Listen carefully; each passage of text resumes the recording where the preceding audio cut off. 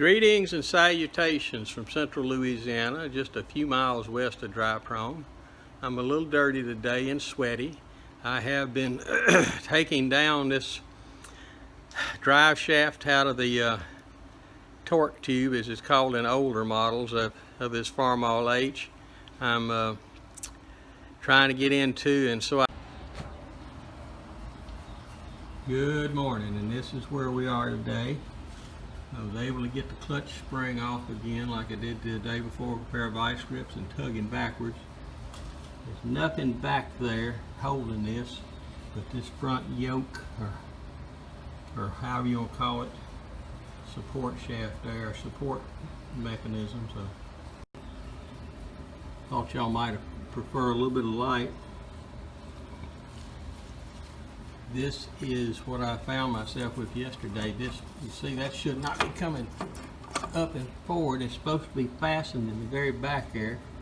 I'll spin it so maybe you can see a little bit of movement there. Where that's at there is supposed to be a bolt into the shaft, back into the transmission there, and that bolt's not there. Now, is that a catastrophic failure at some point in time? Probably not.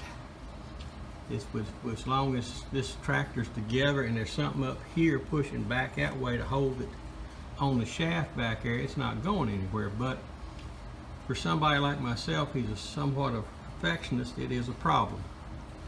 So I'm going to go ahead and take this piece off, and then I'm going to pull the whole unit, since it's not attached, out, so I can get in there and look and see what I got to work with. And here we are. I've taken the front support bracket off, and I'll go back in here, and you can see in the back, this is where that unit is supposed to be attached firmly to the rear shaft coming out of the transmission, and it's not.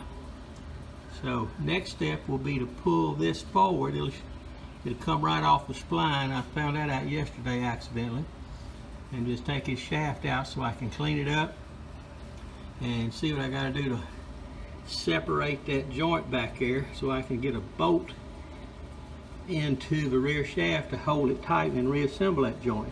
Should be as simple as taking apart the yoke back there, the top two pieces. The front, it's kind of hard when it's this right here and right up here is two bolts. I should be able to separate that and break that unit apart. I tried yesterday and I couldn't do it inside the tractor, so that's the reason I'm taking this route today.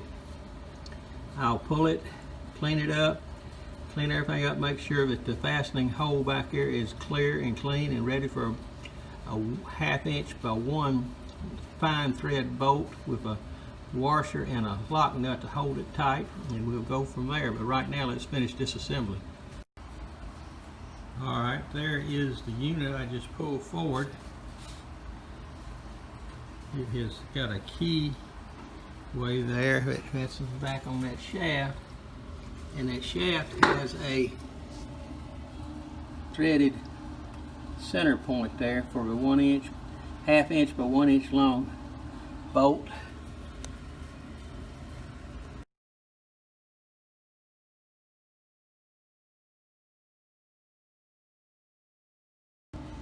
Let's try this, see if it's any better. There, back there is where I've got to thread it into. It looks clear from this view. To clean up a little bit, I'm not sure about that seal. Need to check on that. That may be where all the leakage is coming from. So this project may not be a one-day project. It may be a several-day project while I'm getting seals and all. But anyway, that one looks like it's leaking a little bit. It probably wouldn't hurt to try to replace it. But unfortunately, I don't have a tractor completely broken down, so it may be a little bit of a problematic challenge. As I was trying to explain earlier, I had started by taking and loosening these nuts on both sides up and try to pull this piece off, but it wasn't budging. Probably that rubber grommet in there is holding it. I will need to carefully work these apart so I can get back in, and I'll know what size retaining washer I need in here. Inside, if you look all the way deep inside, you see there's a lip that a washer sits in that provides the lateral stopping, keep this from doing this on the shaft, where, as I said before, it's doubtful it'll do much of it, as it's a fixed distance from here up to the clutch and the pilot bearing, but it could lead to premature pilot bearing failure, I think. But I don't think this would ever come off inside the housing and cause major issues. But there it is, it's out. And now I'm already dripping in sweat, so guess what? At least I got this far today. Well, I'm cleaning things out here in this diesel that I had used to clean the inside transmission with, but it provides a fairly decent solvent. I'm sitting there cleaning this shaft, and I looked, and I know it's worn here. As y'all will tell me, it's worn. It's got developed a shoulder there. But when I was digging around, I seen a little black dot, and I said, well, what's this? And I got to looking and prying with this little piece of wire. That was the grease hole. The grease went in here and come out there. It's also supposed to come out other places, I believe, because you've got a grease fitting on the other side. It's showing wear too. So some of y'all would say just replace this rod, but my bank account's not quite as healthy as y'all, so I have to reuse a lot of things, and this is one of them I'm going to reuse, and it probably will last another 100 years. But I found that interesting. That hole was plugged up tight, which I don't think was getting much grease through there, so I'm going to have to take this grease fitting off. Y'all call it a zerk. I was always raised calling it an alamite.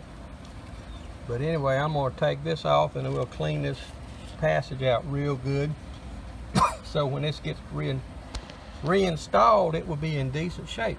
So, but here are the parts in the diesel as I'm cleaning them up. So moving right along, even though I'm sweating like a pig. More evidence somebody else has been in here. This is the correct lock washer size for this bolt right here.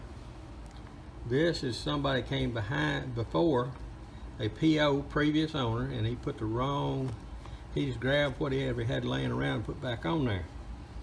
So again, that's why we're fighting our way forward at this, piece at a time, one step at a time. Working to get these bolts to push out or get this to slide off. It doesn't seem to want to on either side, so I suspect I'll have to eventually put this on the press and see if I can't separate it. It is a little interesting. I've got could be for me just loosening this up, but it could be any number of reasons too. It's all the way through it. I'll need to check and make sure that the bolts are the correct size that were put back on here and all that fun stuff. So nothing like coming behind on somebody else. So I can get this rear fitting attached again.